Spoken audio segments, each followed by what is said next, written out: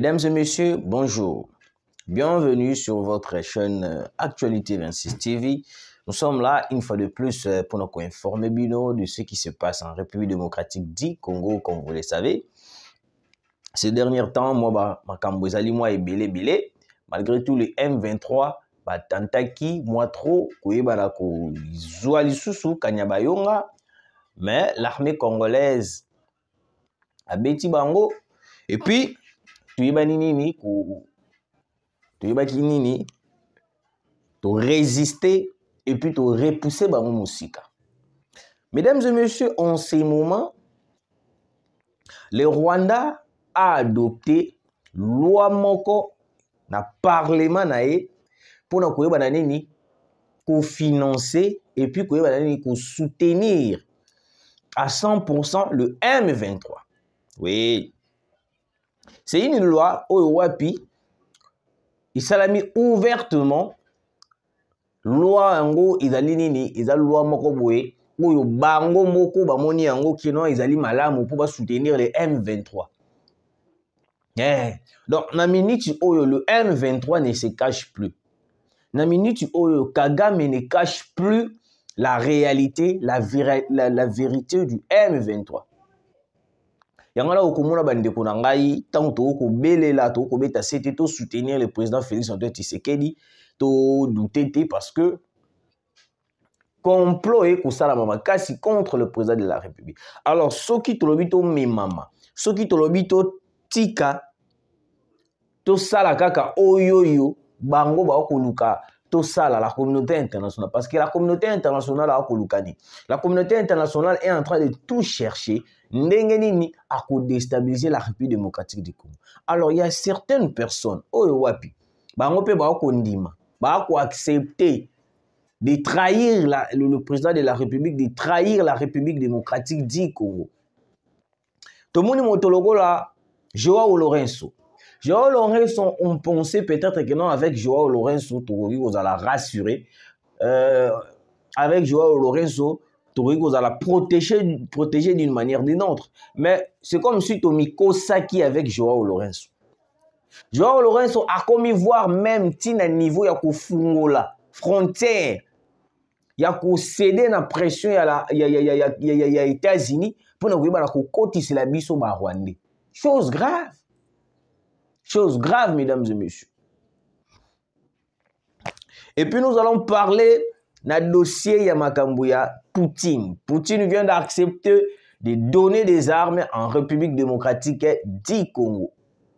Nini kozala retour na yango ekozala nini, qu'est-ce qui va se passer en retour? Nini koleka ekozala ndenge nini ekozala boy oui. Nous allons en parler durant cette émission. Voilà. Mesdames et messieurs, bino bao kolanda biso de partout, bonjour, bonsoir. Partagez d'abord l'émission, commentez, likez et kosala biso vrai bien. Alors, bande konanga bino bao kolanda biso de partout. Bino bozana biso, bozala biso, botambola kala biso, nyoso tu bo komontaka ba biloko na biso, botala ka be émission na biso. Puis si bino ba mbote ba place nyoso tu bozali, mesdames et messieurs. Alors, qu'est-ce qui se passe? La paire a changé de camp. Le Rwanda en agitation. Le Rwanda est maintenant très agité. Na niveau ya kokoma ti ya koyeba na kokoma ti na parlement ya ko créer loi pour na nini ba na ko soutenir les M23. Mesdames et messieurs, les Américains aujourd'hui batali balobi non na lire au Tshisekedi a komeme la République démocratique du Congo, nous risquons de perdre. Comment est-ce que nous allons perdre? Nous allons perdre comment? Ndenge biso République démocratique du Congo. Tozo résister à la pression de la communauté internationale. Parce que le pays où a eu cédé à la pression de la communauté internationale est l'Angola. L'Angola avait cédé à la pression des Américains pour nous cotiser la biso ba Rwandais. Et puis, il y a un message ce matin seulement. Il paraît que, bon, on a il paraît parce que ba abonné nanga balingaka mingi il faut arrêter. Alors message oyo utuko komelanga balobi boy.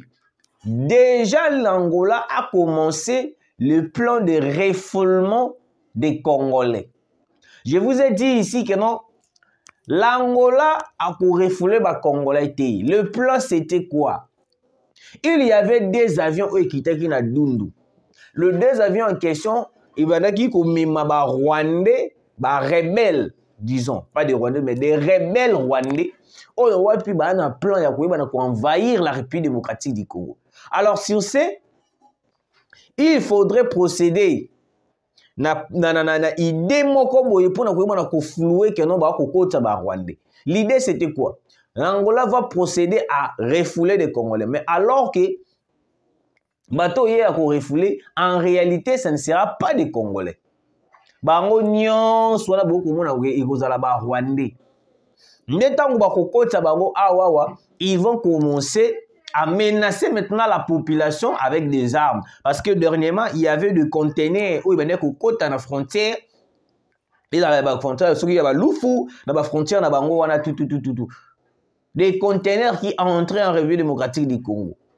Parmi eux, parmi les conteneurs, on nous avait signalé qu'il y avait des conteneurs où il y avait des armes, où il y avait des munitions, tout là. Alors maintenant, en ce moment, il est hors de question de baisser les bras. Il est hors de question de continuer kaka kolanda mai politicien nabiso. Hors de question. Il ne faut pas se laisser faire. Il ne faut pas continuer kolanda bato ba ko distraire biso parce que moi je peux l'appeler comme distraction. En ce moment, il faut soutenir le président de la République. Il faut éveiller. Parce que Tozo risqué, tout le monde a lobby, même Congo central est attaqué par le rebelle du M23. Vous avez vu, phénomène Mobondo jusqu'à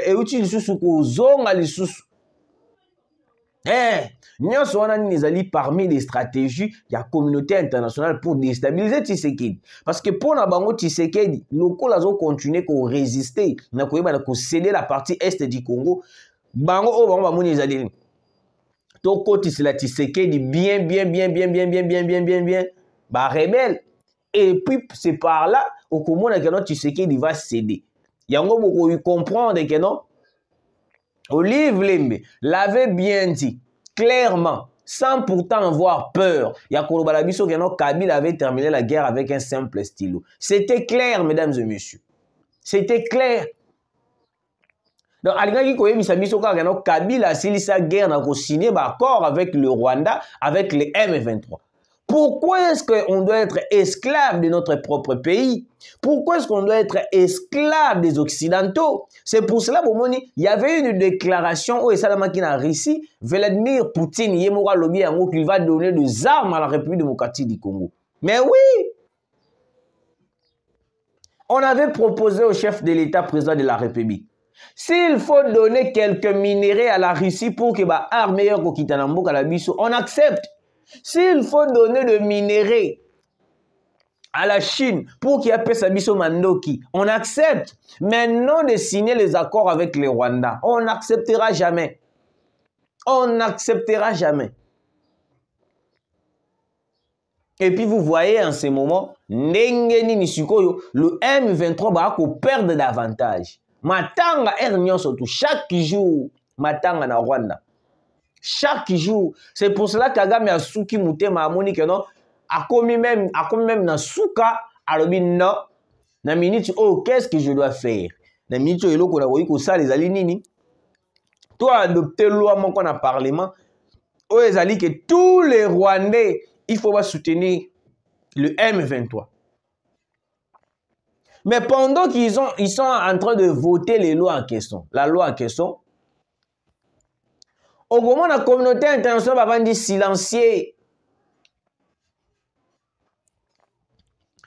Adoption, il y a loi pour protéger le M23 et soutenir le M23 au Salami na Rwanda. Les États-Unis, la France, batikali silencieux.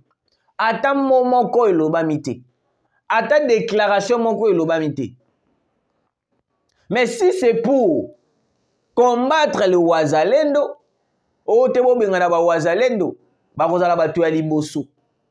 mais si c'est pour l'intérêt de la République démocratique du Congo,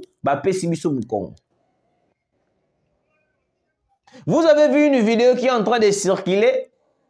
Comment est-ce que l'Union européenne, il faut traiter le dossier parce que l'Afrique va traiter d'hypocrite, donc on comprend et surtout même la République démocratique du Congo a traité d'hypocrite. Oui, vous êtes des hypocrites. Comment est-ce que l'Union européenne, bino bazali censé tout ce qui se passe à l'est du Congo? Mais chose bizarre, c'est que non, beaucoup de à niveau qui signé un accord avec le Rwanda, alors que vous savez très bien que non, le Rwanda n'a pas de minerais. Totanga na ba classe ya wana ntoyoka te que non te Rwanda na ba minerais mo quelconque, Rwanda na boy, Rwanda na boy. Non, totanga tout mona yango te. À moins que je me trompe. Si peut-être bazala minerais na évité, le ba peut-être pétrole, le ba peut-être na yoka na ngaité que non de Rwanda na minerais boy. Toyoka te. Mais le minerai au Rwanda lelo a commis na yango a commis comme même le premier exportateur. Oh ya coltan, oh ya nini. Ce sont le minerai du Congo. Ce sont le minerai du Congo. L'ambassadeur ya Union européenne, Alobinin, 80% de minerais exportés par le Rwanda et ça va minerai la République démocratique du Congo. Oui, vous l'avez dit. Mais quelle est la solution au bino bozui pour résoudre le problème ou wana o ba minerai o baza ko mema ezali la République démocratique du Congo? Aucune solution. Solution est monanité. L'Union européenne, les Occidentaux, bazara pour faire des déclarations pour flouer la population congolaise. Mais pour donner la solution ezaliti. Na mato inabango, na munoko na bango, plutôt, na munoko na bango ezali kaka nini. Il faut négocier, il faut négocier, il faut... Mais comment est-ce que nous allons négocier na mabele na biso moko? Oyo wapi, Nzambe apesa biso comme richesse les sols congolais. Est-ce que nous sommes obligés d'être esclaves du Rwanda? Est-ce que nous sommes obligés d'être esclaves des Occidentaux? Non. Ce n'est pas obligatoire. Il y a un même dans les pays africains, même la France, même l'Union européenne. Pourquoi? Parce qu'ils ont compris que non,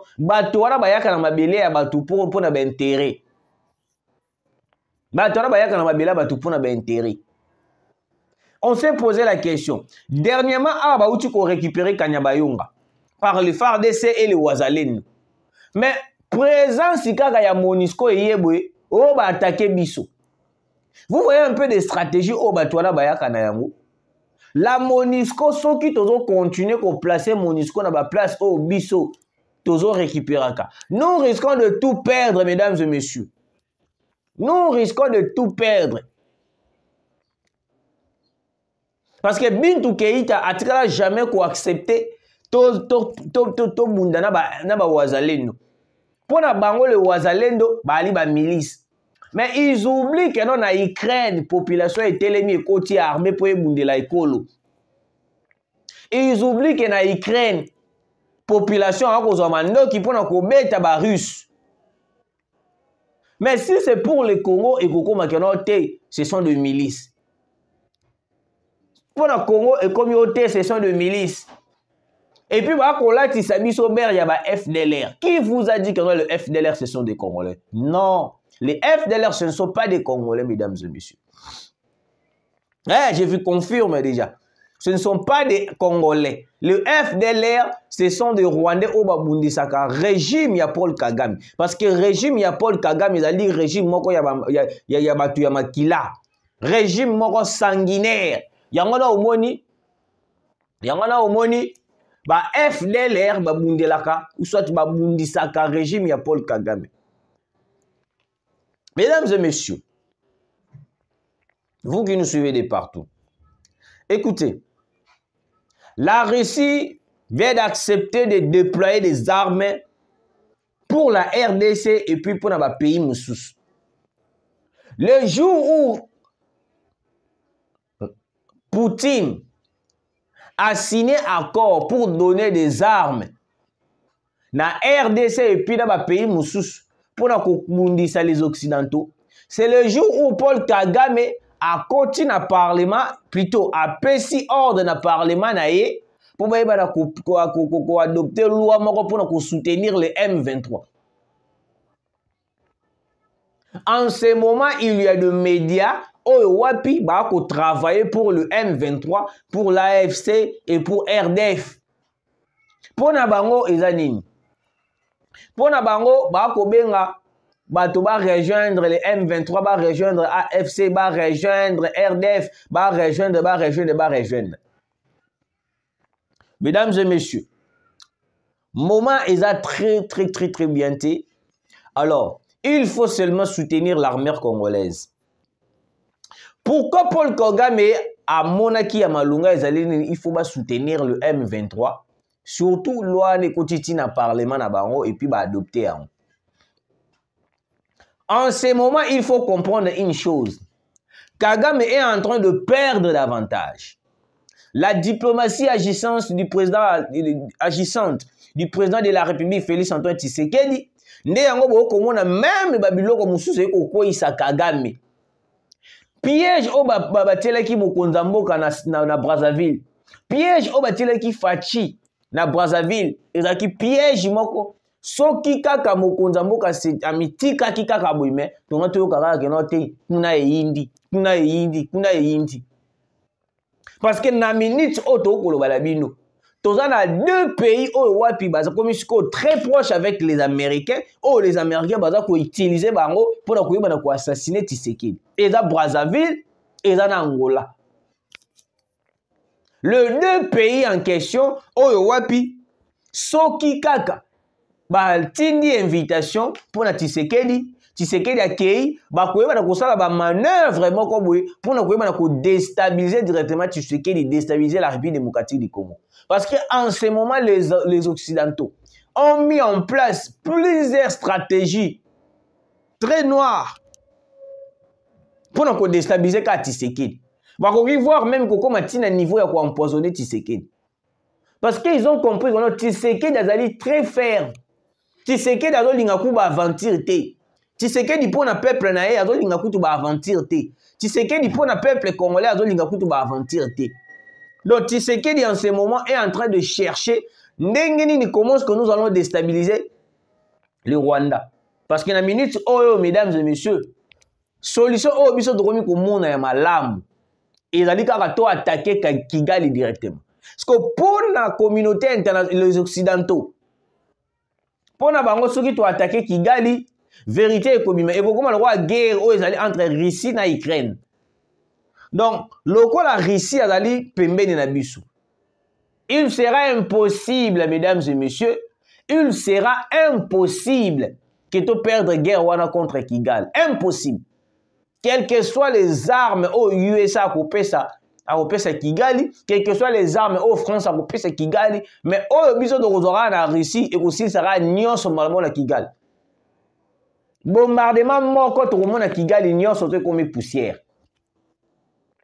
Yango monitango yo kaki kenote Poutine a lopé sa arme na République démocratique du Congo directement Kagame a commis agité. Kagame a commis agité ndenge moko kosakanati. Pourquoi? Il a compris que non les armes au Poutine a lopé sa RDC et kozala quel genre d'armes? Ba ko lopé sa biso Satande, ba ko lopé sa biso ba bombe ba Sukhoi 25, ba ko lopé sa biso lisusu ba drone. Parce qu'on remarque déjà Sukhoi 25 qui déjà mort qu'on n'est salak. Parce qu'on va doter biso à 10 à 5 qui gagne le souka wapi. To Chine je pèse biso ba drone CH4. Parce qu'on met un calcul qui gagne le souka wapi. Mesdames et messieurs, la chute de Kigali est proche. La chute de Paul Kagame est proche. Maintenant en ce moment, il y a des stratégies. Oh, wapi bato wana bakomi ko sala contre le président de la République parce qu'ils ont compris que notre Tshisekedi, il est aimé par la population. Tshisekedi, il est aimé par la nation congolaise. Alors, qu'est-ce qu'il faut faire? Il faut intoxiquer la population congolaise. Il faut intoxiquer le peuple naïe. Il faut intoxiquer Batonio, surtout Balingi Tshisekedi. Ils ont sollicité les rebelles centrafricains. Bakotiti na mabele na biso na bawele. Un pays comme le Centrafrique, eko matina niveau ya kokoti la biso ba rebelle. Pays moko kutu oyo Congolais atala ya lamuki arrivera même pas kokende kuna.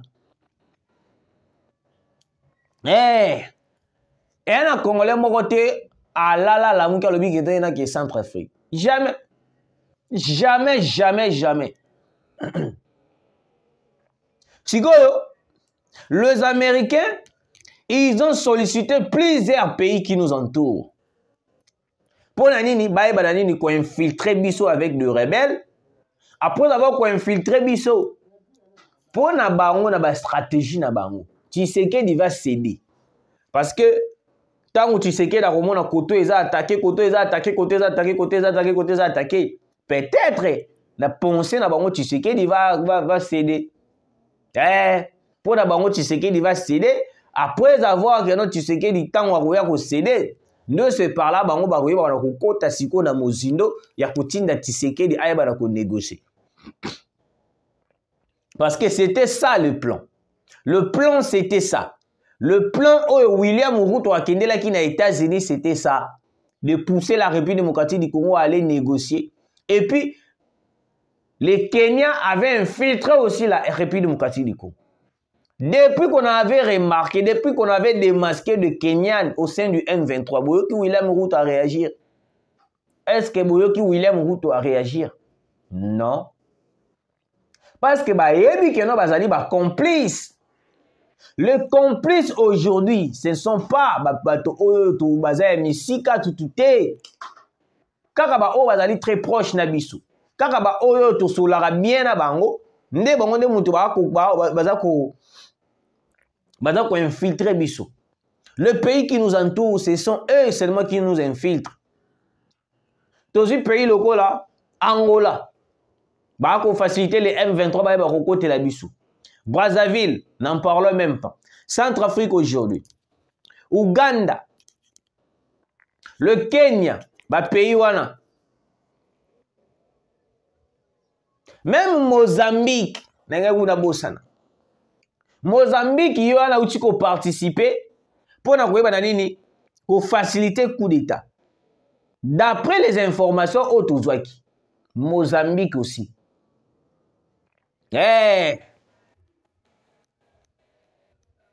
Alors, au monde congolais, pour critiquer le président Félix Tshisekedi, pour critiquer l'armée, Fridolin Ambongo, kaka o lobby awawa. Fridolin Ambongo était proche. Il était en train de défendre les intérêts du M23. Fridolin Ambongo, il était là chaque jour pour la kobundela ba intérêt à M23. Copé sa Paul Kagame de zèle, Fridolin Ambongo.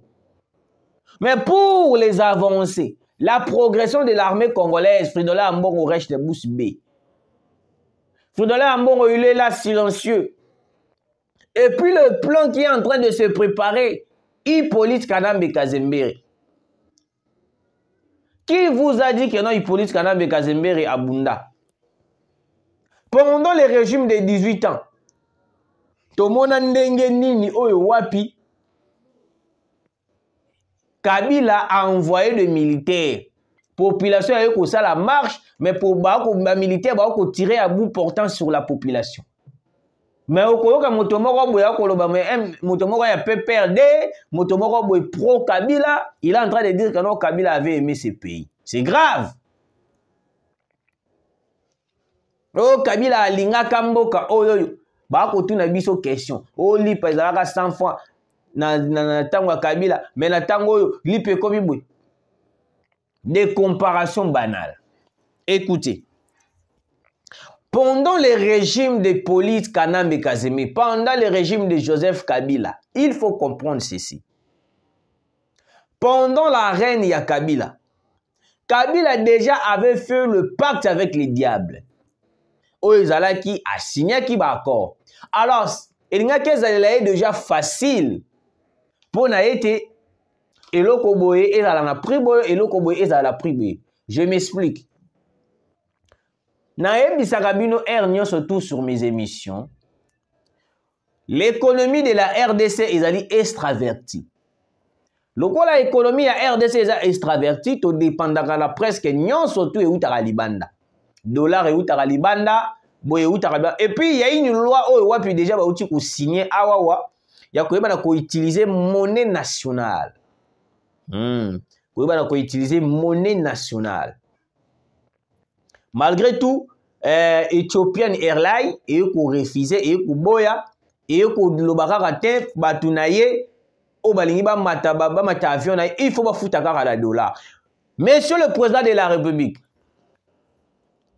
gouvernement congolaise, loi o botie to salela kaka franc congolais. Ethiopian Airlines,